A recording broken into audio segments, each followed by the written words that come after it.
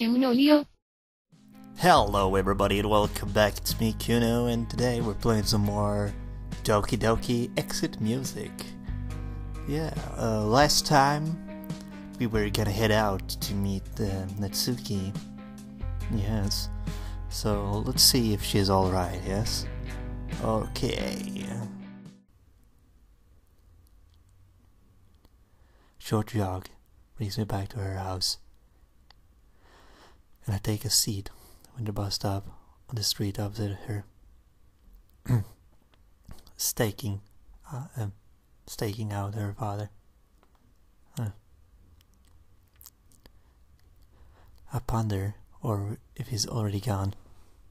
Perhaps I missed him leaving, or maybe he's still dealing with business.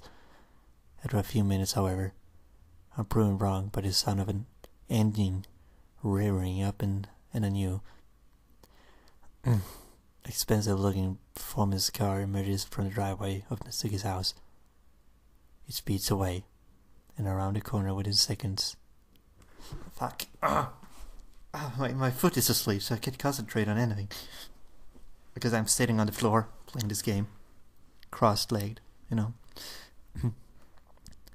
It speeds away, and around the it speeds away and around the corner within seconds. Oh, and once I'm certain that it's gone, I move over to Natsuki's house and ring the doorbell. I wait. Nothing.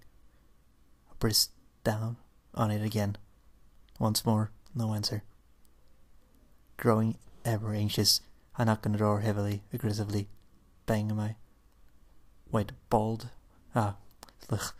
fist onto the door. A moment of silence. Then, from a second floor window, I can see a curtain pull back, a flash of pink.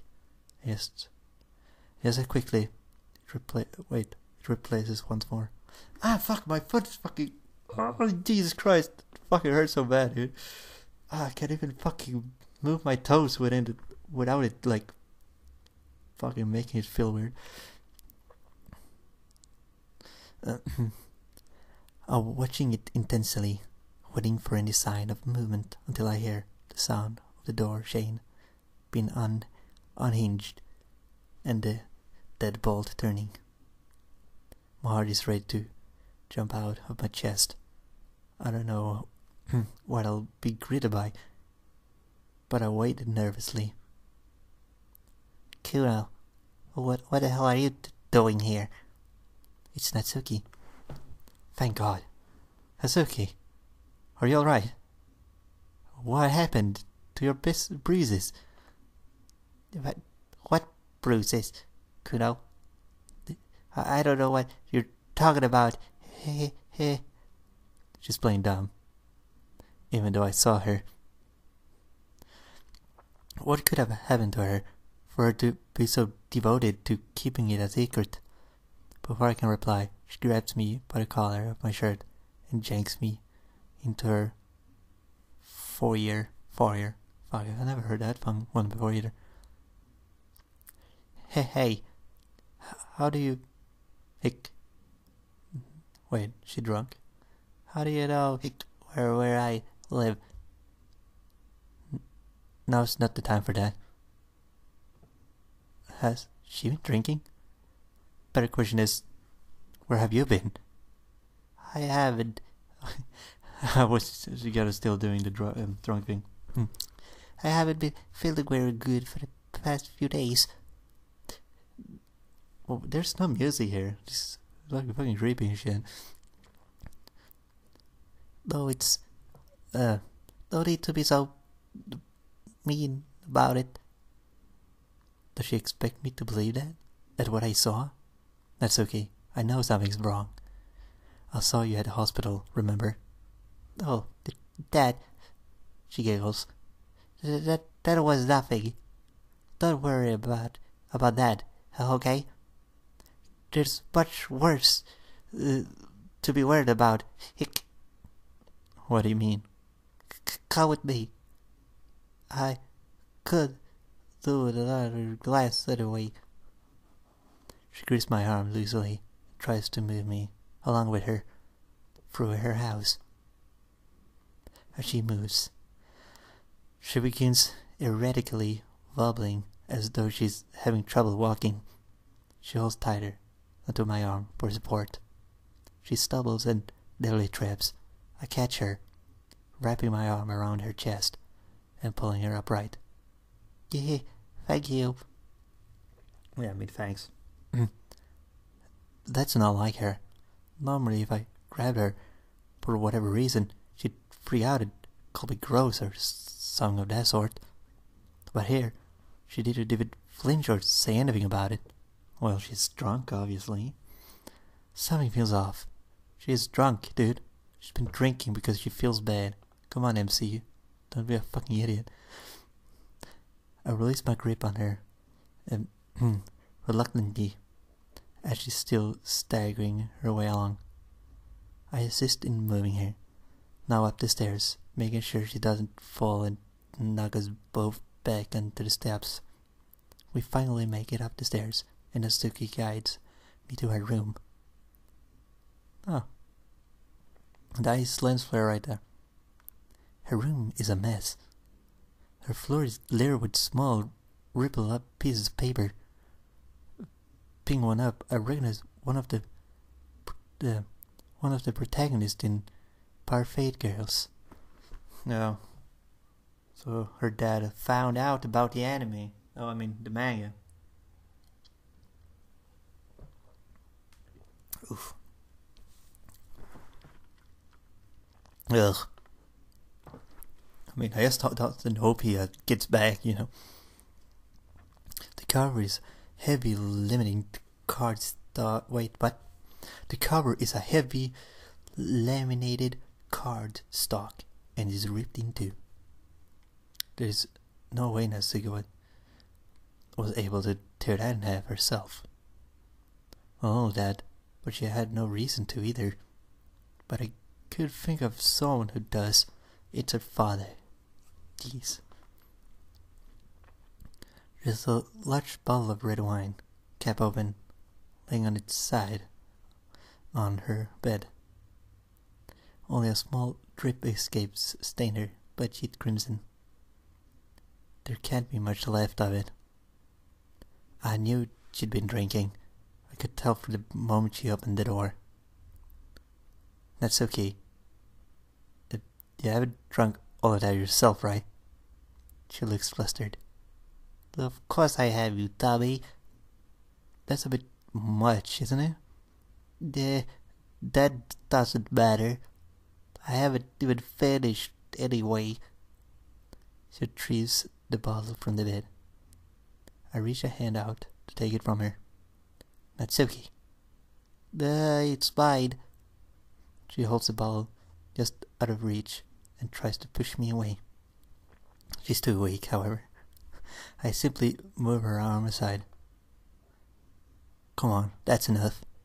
Yeah, Kuno, please. I need this. Yeah, you tell me. Don't you guys worry about me, I'm fine. Something about the way she said that sent a pang of dread through my body. Before I can reach my arm out to stop her a second time, the remainder of the bottle's contents are gone. Looking at her bedside drawer, I see Natsuki's phone. It is overturned, so I can only see her case. The case is glittering pink.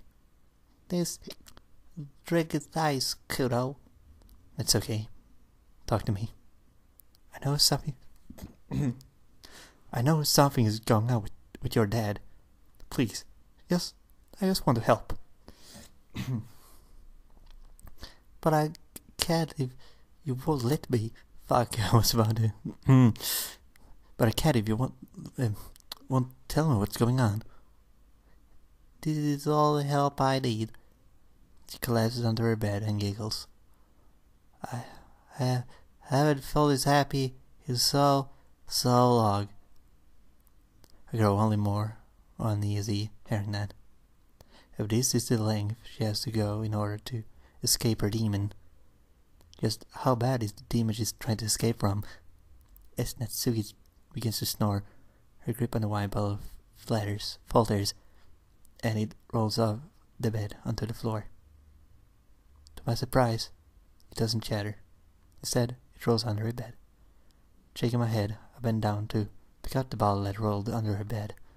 Reaching my hand underneath the bed, I can feel the wine bottle and something else.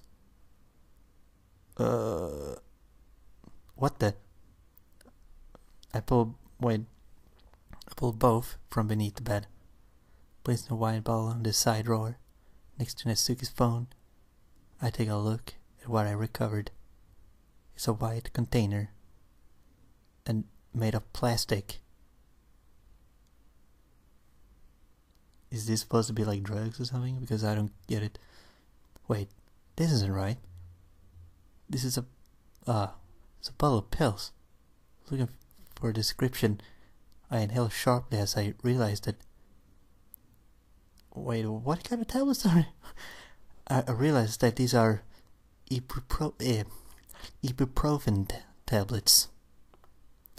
Probably some kind of make you happy medicine. I don't know. Turn to look at Natsuki, fast asleep, as I worried. Oh my fucking god. So she's tried to kill herself. Duh. Oh. I desperately shake the label on the back for the date prescription. 2 days ago. She's trying to overdose. And icy sweat runs down my forehead as I begin to panic. Now the music comes back through my hair. She stopped snoring. I violently shake Natsuki's seemingly lifeless body. Please, Natsuki. Please wake up. I grab her hand. It's clammy and much colder than it should be. I put my ear next to her mouth to check it to see if she's breathing. Thankfully, she is, but it's faint. I take her by the shoulder and pull her into a sitting position.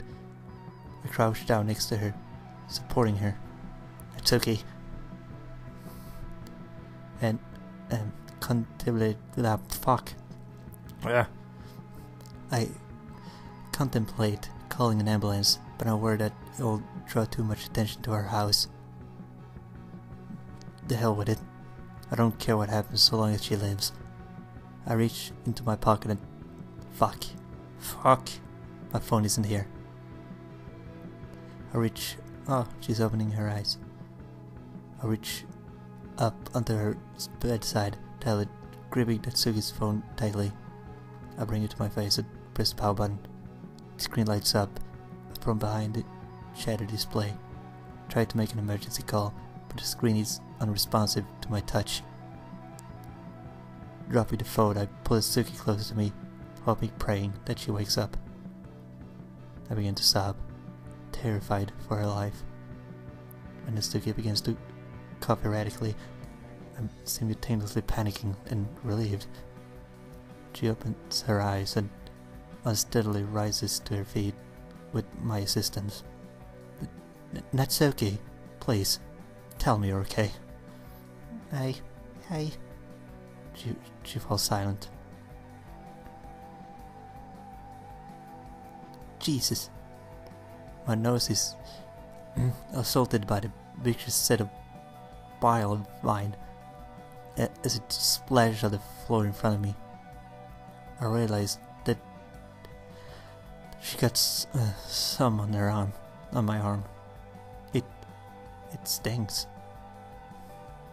Well, at least I could have gotten daily viscera out of her body.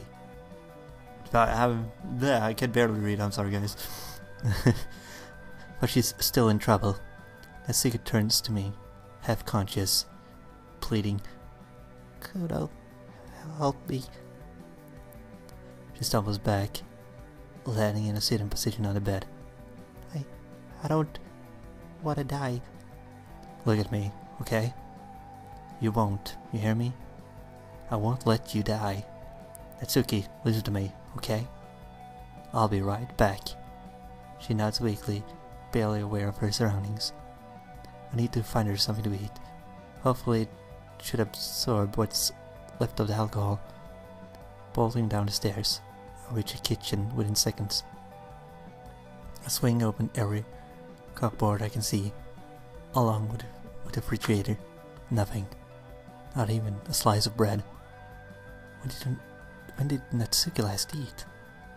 Exiting the kitchen, I'll look all around the house.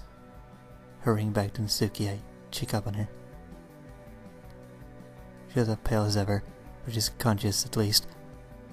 She weakly raises her head to look at me. Hey, Natsuki. I need you to pay attention to me, okay?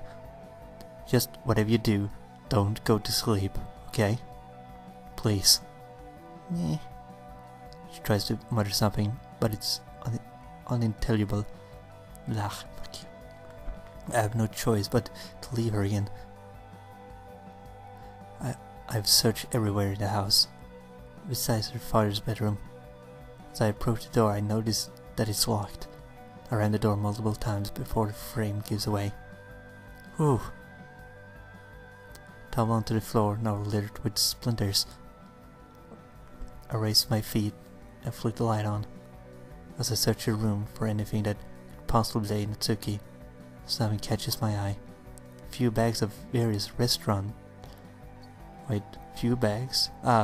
from various restaurants around town. Tear them open and find nothing but empty takeout containers. I return to Natsuki's room. We have to go, now. Oh, okay. I help her to her feet, rubbing her arm over my shoulder, holding her hand in place. She'll make it. I'll make sure of it. Where are we going? Somewhere safe. We make our way down the stairs, get Natsuki on her feet. Though it is proving to be more difficult that she fades in and out of consciousness. Starvation, mixed with alcohol and painkillers, is clearly taking a toll on her. But she isn't dead. We make it to the front door, with time feeling like a lost luxury shuttered behind us, moving through the porch. I can feel Natsuki's tears soak from my shirt. We reached the gate, and I sat her down while I opened it. I scooped Natsuki off the grass and closed the gate behind us. Holding Natsuki close, I move as fast as I can down the street. As we approach the glow of the street lights, I begin to feel relieved. I loosen my grip on Natsuki. Can you walk?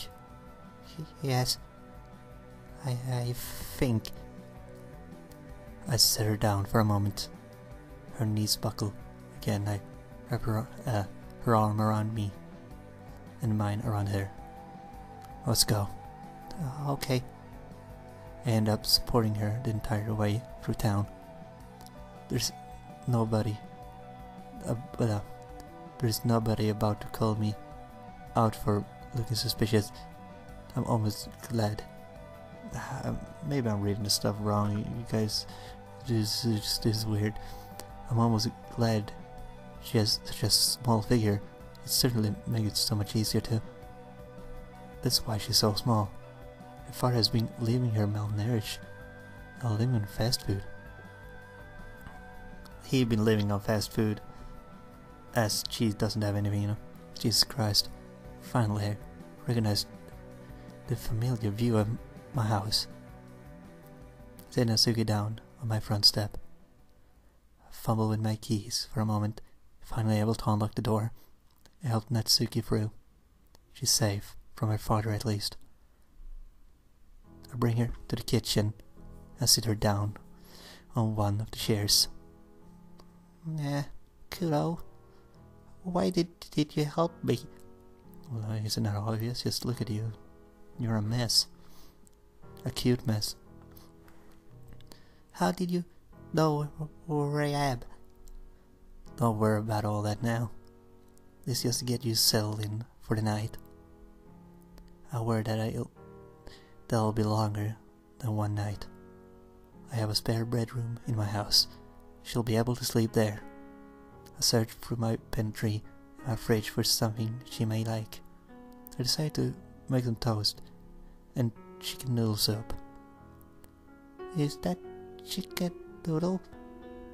I haven't had it in so long. Her words break my heart. How long? How long has she lived like this? I watch the clock as Suki eats. It's late. Now that immediate panic is over, I realize that poor Natsuki is still drenched in her own stomach acid. Natsuki, I'm going to need you to get changed. What? Not here, silly. I mean, you can get changed in the spare bedroom. But I don't have enough of my clothes. You'll have to borrow some of mine. Oh, okay. But only because I have to. Susie seems to be in much better shape after her meal.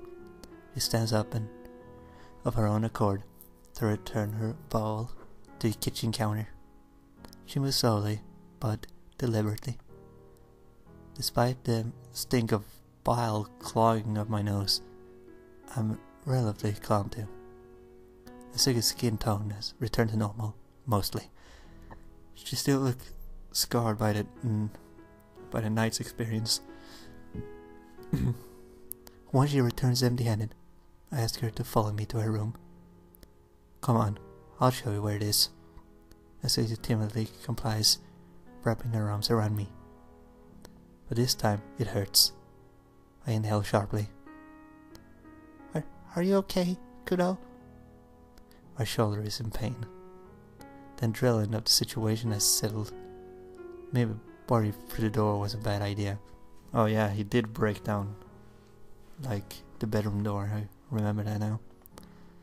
Not only because of the pain, but the damage it's caused too.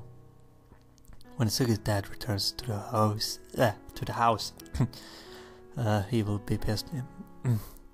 Yeah, I'm alright. Don't worry about me. Let's get you cleaned up. There's a shower in the guest room that you can use. Wow, the guest room even has a shower? Wow. That's new to me. Like a fucking hotel over here.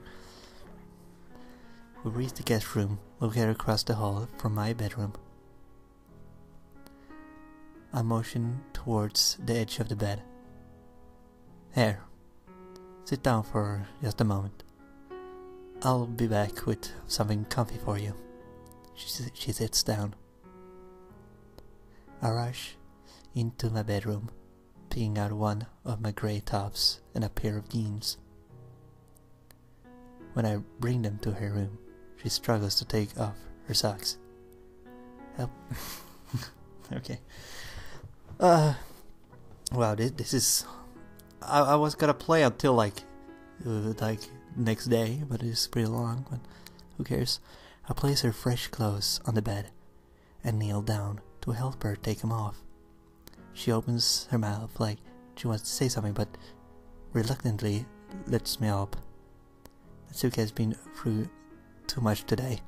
She has next to no strength left. Thanks, Kuno. I can take it from here. Are you sure? I really don't. All the blood in my body rushes to my face. She's going to have a shower.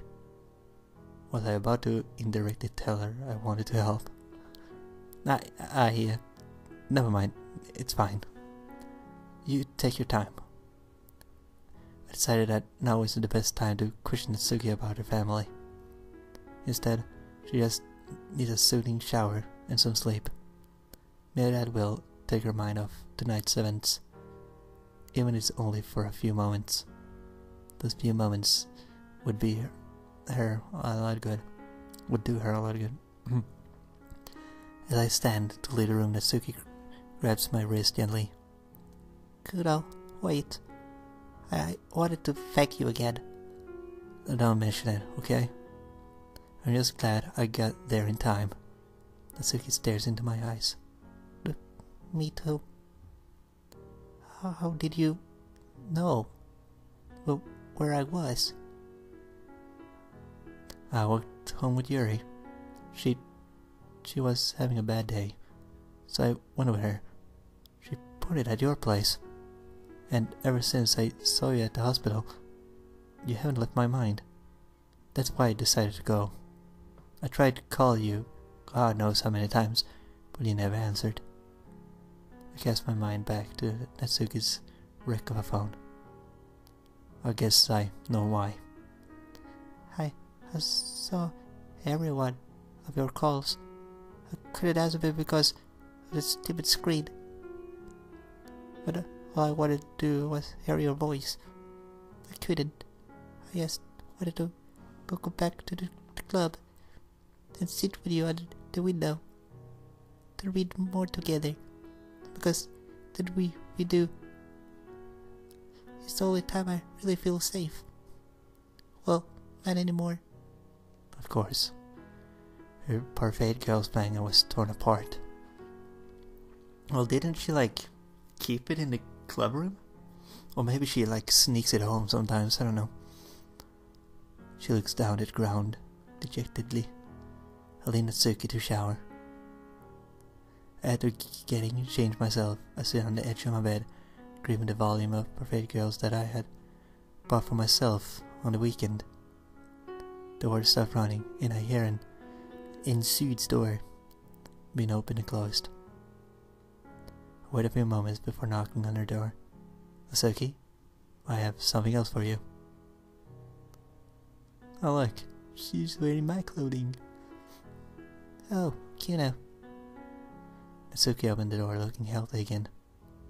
She's out of her dirty clothes and is now wearing his shirt along with her own pants. The top doesn't fit very well though. Yeah, the top makes her titties look bigger. Sorry. Huh?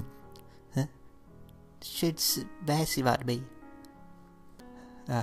I could get you a small top of mine if you... I like it. You don't need to Kuno. Are you sure? Yeah. I present the manga to her. I saw that what happened to a copy of Parfait Girls back at your place, so I thought I'd just drop my own in for you. So you can read it if you want. Natsuki gives me a weak but sincere smile. She reaches out to grab the manga.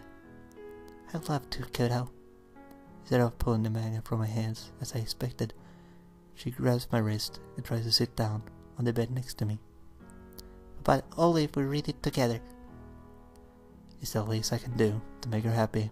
She needs it. So I do, in a way. First, having to deal with Sayori attempting suicide. Now Natsuki. God, how terrible must her own life have been for her to want to escape it like that.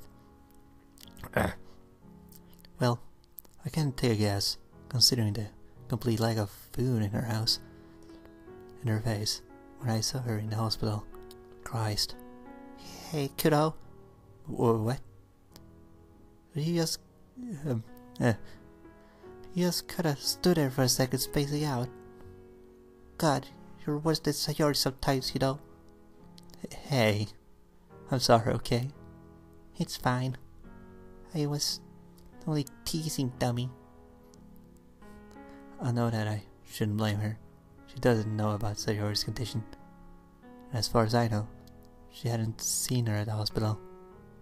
Regardless, that hurt me more than I should have. I move to do it, to the side, and sit next to Natsuki. Fuck. God. Okay guys. Fuck, we need to fucking finish this. This is gonna be a long ass episode. Oh, Jesus Christ. She pulls the covers over the two of us, so we're sitting up with it draped over our laps. We decide to just start the volume over again. Kuno, you're so warm. Natsuki inches closer to me. Now shoulder to shoulder. Natsuki, can you say it okay? But not really. I inch myself down into a lying position. Natsuki joins me. Oh, that's cool. I did pretty cool that they like remade the picture stuff. Much better. Yes. My left arm is awkwardly dormant between us. I slide it under the pillow and around her. There we go. We continue to read.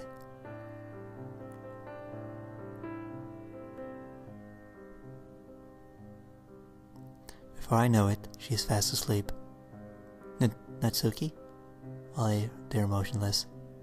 I dream of this moment ever since I really got to know Natsuki. I thought it had to come due to a circumstance at home, but regardless. I run my finger through her silky pink hair. I brush her bangs to the side. She looks so peaceful in her sleep. What is this feeling? I feel a lump in my throat. Just the sight of her is enough to make my heart pound. I don't recognize this. My chest is heavy. It feels like there's a weight on my ribs. It's hard to breathe. This is the happiest moment of my life. As I drop the manga to the side of the bed, not even reading anymore, I drift off to sleep.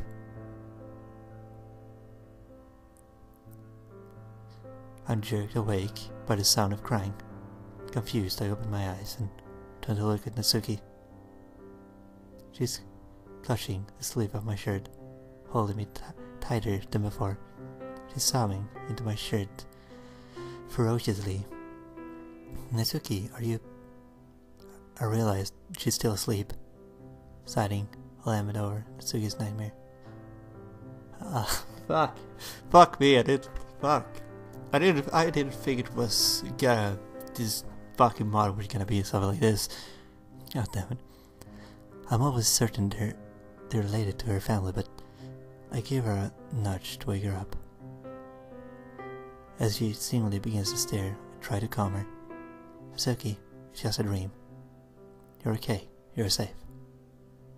Natsuki opened her eyes. Kuno? That was more than a dream. I watched my dad kill you. I watched him torture you for saving me. He kept telling me this is my punishment for leaving.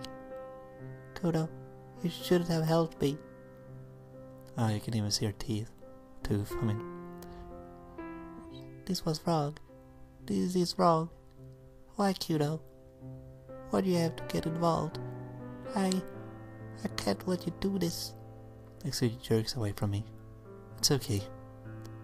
Do you want to know the real reason I showed up at your house? I missed you. I missed reading with you.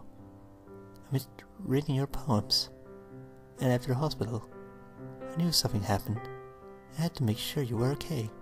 I was worried sick for days. I felt I had to. I'd do anything to ensure your safety. I'd gladly be tortured if it means you would be happy. Anything, Natsuki. Do you understand me? I do everything in my power to keep you safe. If my words right now aren't proving I mean it, maybe this will. I raise my feet and walk to my room.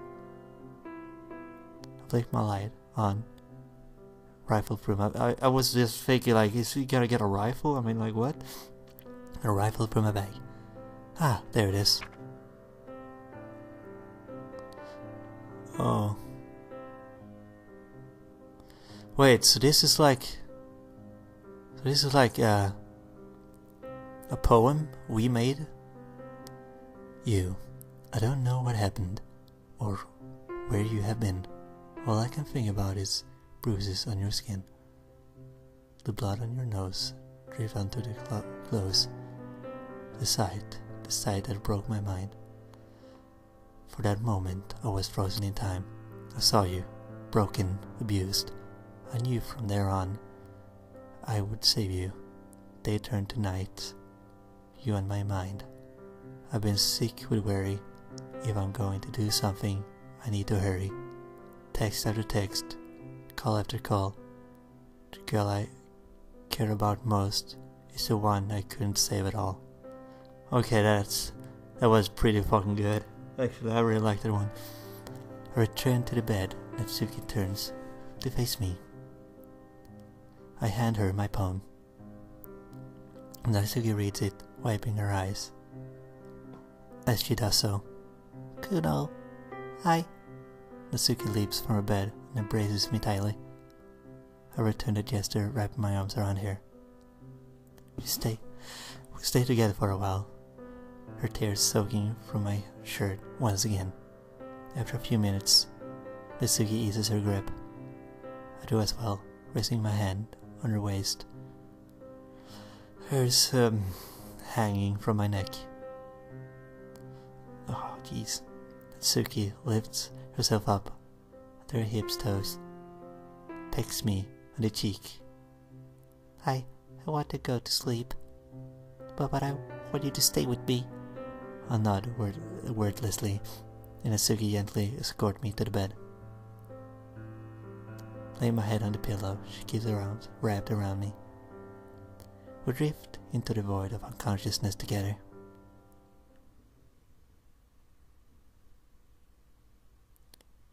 Thursday. Okay.